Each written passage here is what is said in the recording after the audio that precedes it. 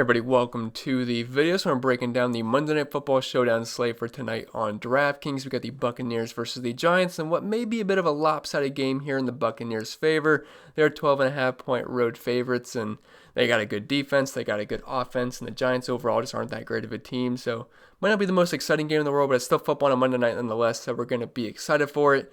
But also, if you find this video helpful in any way possible, please leave a like, and if you're new to the channel, hit that subscribe button. It really helps me out, and I really do appreciate it. And without further ado, let's dive right into it.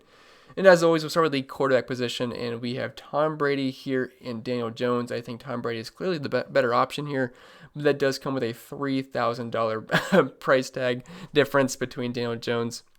But they have a team total of nearly 30 here, and I think Daniel Jones is going to have a really tough time versus Tampa Bay. They have a great defense, whether it's versus the run or versus the pass. Like their first DVA versus the pass and their second DVA versus the run. This is one of the best defenses in football, and Tom Brady's got some good options to get the ball to. Now, unfortunately, he's going to be without Chris Godwin, which can cap his upside, but he's still got Mike Evans to get the ball to. Leonard Fournette out of the backfield. Rob Gronkowski hasn't actually looked that dusty the past few weeks. He's been looking decent. And he's got some other decent wide receivers in Scotty Miller, Justin Watson, and Tyler Johnson as well. So Tom Brady, I know he's super expensive, but I feel like we're going to have to get him in here. There should be a lot of points scored here from Tampa Bay, and it's a pretty soft matchup versus the Giants, and he's coming off his best fantasy game of this season. Got to keep in mind he did have Chris Godwin, but he scored nearly 40 DraftKings points, had 4 touchdowns, nearly 400 passing yards versus the Raiders, and if you're looking at how the Giants have been versus the past this season, 27th DVOA, and allowing 19.6 DraftKings points per game to quarterbacks, which is not that bad. That's 11th fewest in the league, but I still think Tom Brady's going to have a pretty solid game here. They have a very high implied team total, and he's clearly the better option than Daniel Jones. And the majority of my lineups, I want mostly Tampa Bay Buccaneers. Now, obviously, you have to play at least one Giants player, but for the most part, I want as many Bucs as I can just to get that near 30-point implied team total, because the Giants are only sitting at 16 here, which is pretty ugly. And I do think Daniel Jones might have a pretty rough time here versus the Tampa Bay Buccaneers. He's only averaging 200 passing yards per game this season and only 6.1 yards per attempt, and not even a passing touchdown per game.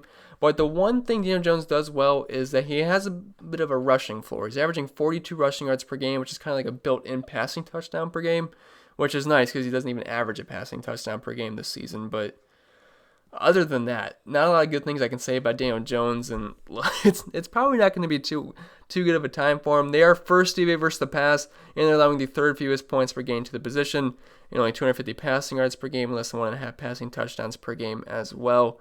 And it's a tough matchup for Daniel Jones. In a perfect world, I'd like to play both quarterbacks in my lineup, but Tom Brady is super expensive, and I'd rather pair him with his weapons than just forcing Daniel Jones in. Because we saw tonight with DiNucci, you don't have to always play both quarterbacks, because it was not that great of. I wouldn't say Philly's a super tough matchup through the air, but man, he did not look good, and I don't think Daniel Jones is going to have that great of a night either. Obviously, I think he's going to look better than DiNucci for sure, but 9,200. He's definitely not a lock to hit value here, even though he's a bit cheap for a quarterback on his showdown slate.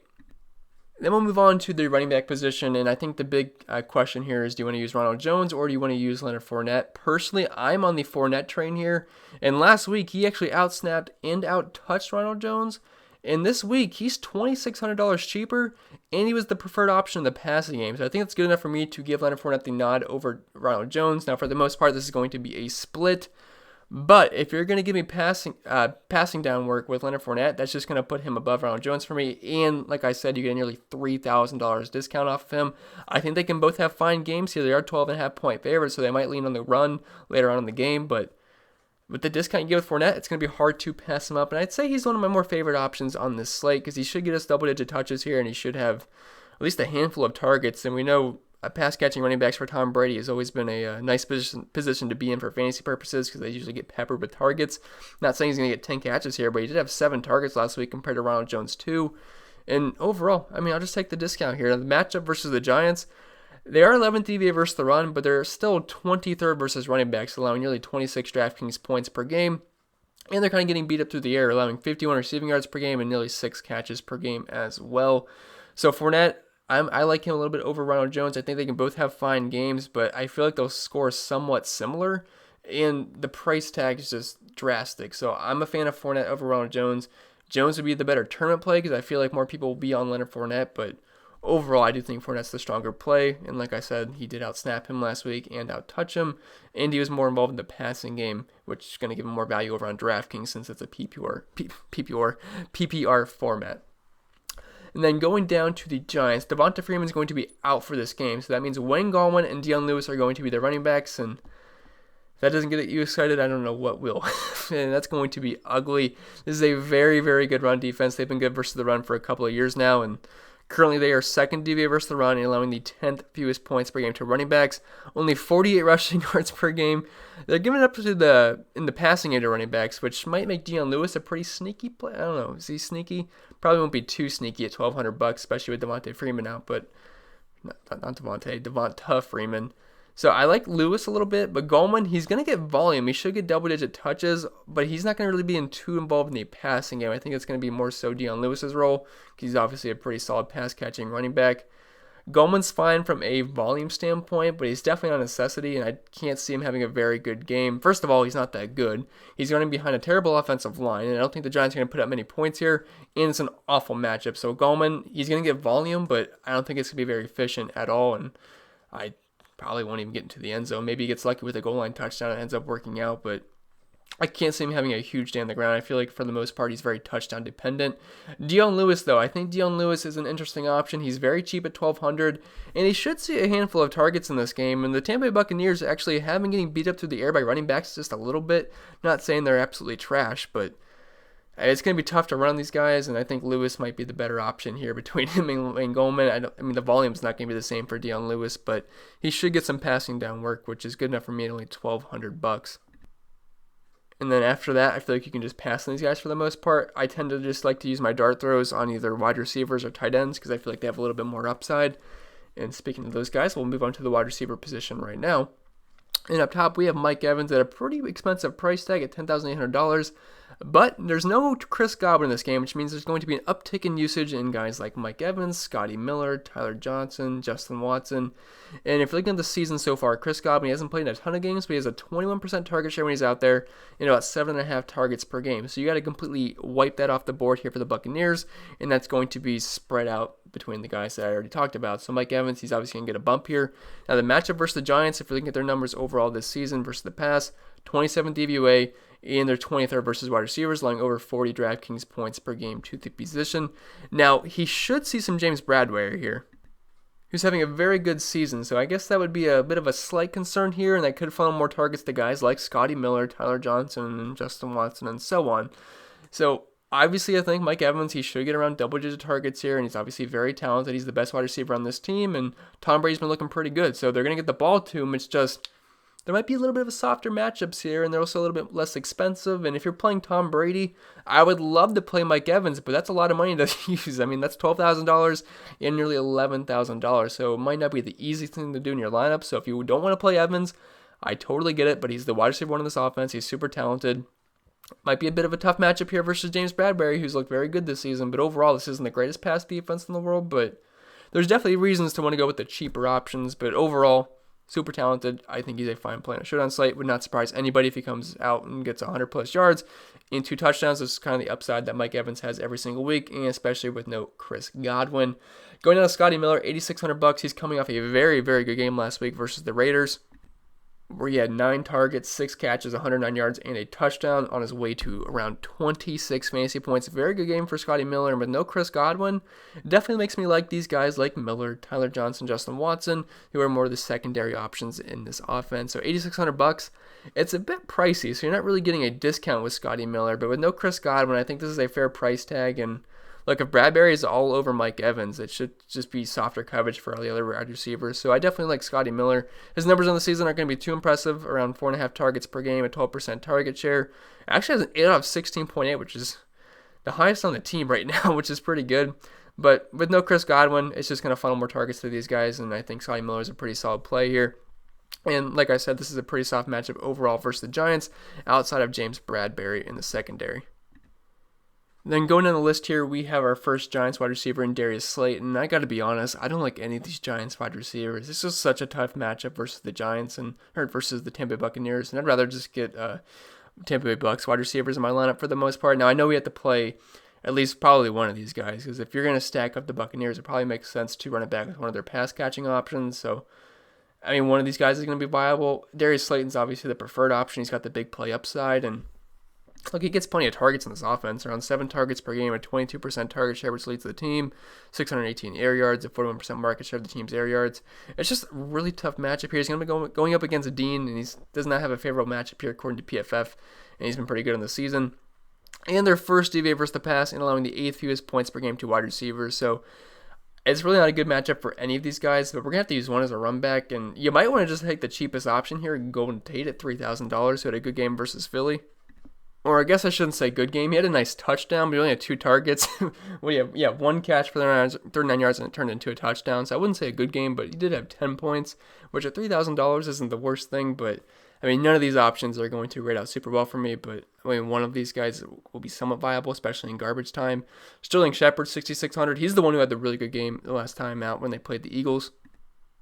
And he had 8 targets and got into the end zone. So Sterling Shepard isn't the worst play in the world. Limited games played so far this season, but 6 targets per game, a 17% target share in those, around 5 catches per game. And I mean, again, these matchups aren't going to be great at all, but Sterling Shepard, he's going to get peppered with targets, and I think he's viable. It's just none of these guys grade out super well versus the Tampa Bay Buccaneers.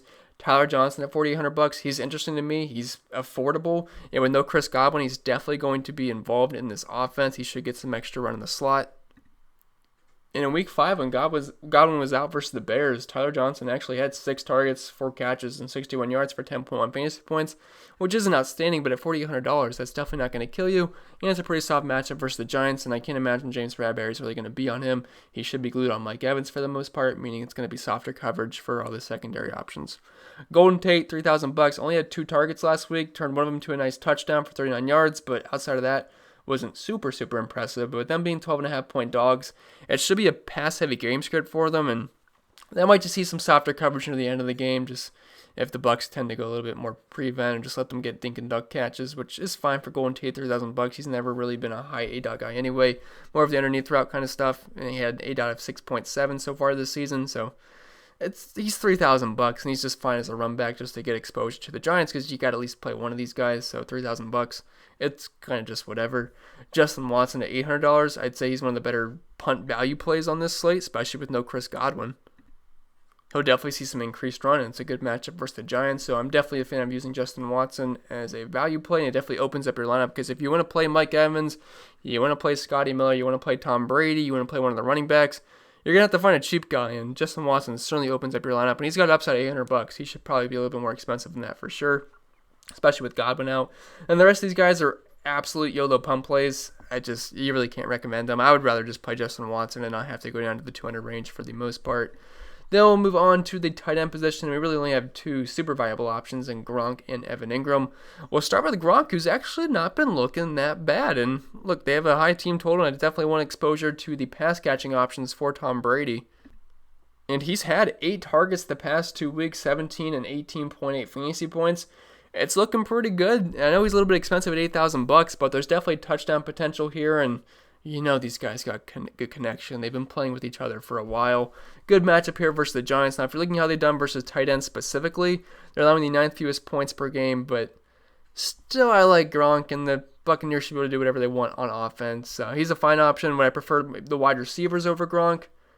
Probably, just because Gronk, he's still a bit stiff out there, but he's been looking better the past couple of weeks. I feel like if he doesn't score, you're not going to be too happy with him, but there's definitely touchdown potential with Rob Gronkowski every single week. Evan Ingram at $5,800, he might be one of the better bring-back options here, but it's still a sucky matchup. But he did have 9 targets last week, and if he can get us 8 to 10 targets, that's going to be fine for me at $5,800. You know the guy's super athletic. Did have a couple of drops in the last game. He did meet that stupid hurdle as well, where he got just knocked on his back afterwards, but $5,800 is fine for me. And the Buccaneers, they haven't been super duper elite versus tight ends this season, so I guess that's one plus for them, allowing the 11th fewest points per game, which is still pretty good, but at least it's not like first or second. And like I said, they are first DVA versus the pass. But Evan Ingram, he's a talented tight end, and could be a bit of a safety valve here for Daniel Jones at the very least. Cameron Brate, he's a low-volume play. Obviously, he's the tight end 2 in this offense behind Gronk with no O.J. Howard anymore.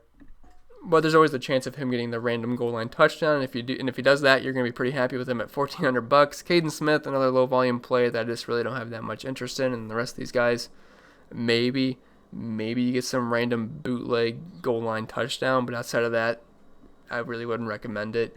The defenses, obviously you don't want to play the Giants defense. I mean, they're probably going to get steamrolled near 30-point implied team total. I know they're playing at home, but this is not that great of a defense. And the Bucs should be able to do whatever they want here. But the Bucs, man, they are a little bit too expensive for me. Nearly $7,500 for a defense. Just give me a wide receiver at that point with upside. Yeah, the Bucs defense is very, very good, but if they end up giving up 14, 21 points, I mean, a little bit in garbage time, it still all counts the same. And I don't want to pay $7,400. They're going to probably have to score a defensive touchdown for it to work, which is definitely possible. And Daniel Jones loves to fumble the ball and turn the ball over. He's averaging an interception per game, and we know he loves to fumble. So it could work out. It's just, that's a lot of money to pay for a defense. So I've got to be honest, not superly excited about using the Bucs, even though it is a good spot versus the Giants. And the kickers, they are what they are. If they hit their field goals, they hit their field goals, and they're decent value plays. It's just they have limited upside. I would prefer suck up just because I expect the Buccaneers to be in scoring position for a majority of this game. And I feel like the Giants are going to be struggling. And if it's late in the game, they're down 2-3 scores. They're not just going to kick a field goal for the heck of it. They're going to go for it on 4th down. So risky spot there for, I would say, Graham Gano. But yeah, I don't really like kickers for the most part. They're fine salary leap options if it's like your last resort, but they do have very limited upside. And with that being said, guys, that's going to be it for the video. I hope it was helpful. If it was, make sure you leave a like. And if you're new to the channel, hit that subscribe button. It really helps me out, and I really do appreciate it. And I think that's pretty much it. Hope you guys enjoy Monday. And yeah, see you guys in the next one, which will be my first look video, hopefully on Tuesday afternoon.